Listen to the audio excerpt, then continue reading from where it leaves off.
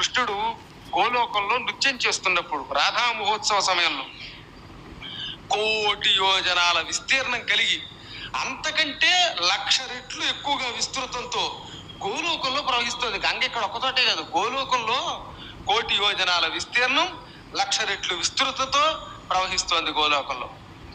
ఏ లోకాలలో గంగ ఎలా ప్రవహిస్తుందో చెప్పారు. 60 లక్షల యోజనాల విస్తీర్ణం కలిగి అంతకి 4 రెట్లు అంటే 4×60 240 లక్షల యోజనాల పొడవుతో వైకుంఠంలో ప్రవహిస్తోంది. 20 లక్షల యోజనాల విస్తీర్ణం కలిగి 4×20 80 రెట్ల పొడవుతో బ్రహ్మలోకంలో ప్రవహిస్తోంది ఈ నది. 30 లక్షల యోజనాల విస్తీర్ణం కలిగి 150 లక్షల పొడవుతో శివలోకంలో ప్రవహిస్తోంది ఈ గంగ. 6 యోజనాలు విస్తరించి దానికి 10 రెట్లు విస్తృతంతో అంటే 60 యోజనాలు విస్తృతై ఇంద్రలోకంలో స్వర్గంలో ప్రవహిస్తోందిట. 1,00,000 యోజనాల విస్తీర్ణం కలిగి దానికి 7 రెట్లు పొడుగుతో ధ్రువలోకం, ధ్రువుడు నాడే ఆ మండలంలో ప్రవహిస్తోందిట. 1,00,000 యోజనాల విస్తీర్ణం కలిగి 6 లక్షణాల వైశాల్యంతో చంద్రలోకంలో ప్రవహిస్తోందిట. 60,000 యోజనాల విస్తీర్ణం కలిగి 10 రెట్లు పొడవు అయి సూర్యలోకంలో ప్రవహిస్తోందిట.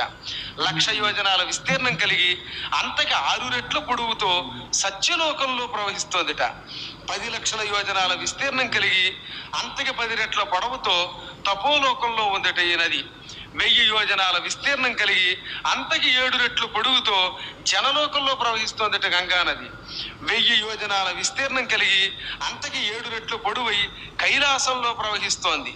10 యోజనాల విస్తీర్ణం కలిగి దానికి 10 రెట్ల పొడవుతో భోగవతి అనే పేరుతో పాతాళలోకంలో ప్రవహిస్తోంది.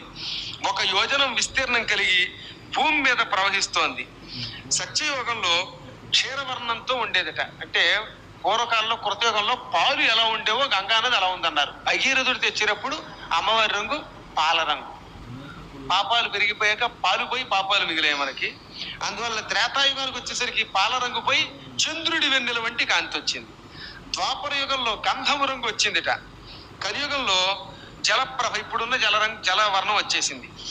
ఇంకా అన్య ప్రదేశాల్లో రకరకాల రంగులతో ప్రవహిస్తూ ఉంటుంది. ఒక్కో చోట ఎర్రగా, ఒక్కో చోట తెల్లగా, ఒక్కో చోట నీలంగా ప్రవహిస్తూ ఉంటుంది.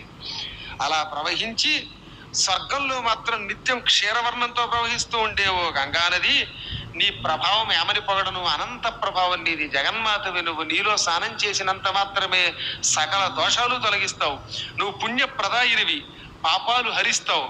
సకల కలుషాపహారిణి గంగా భవాని, నీకు నమస్కారం. బ్రహ్మదేవుడు ఈ విధంగా విష్ణు ప్రచోదితుడై విష్ణువే ఈ స్తోత్రం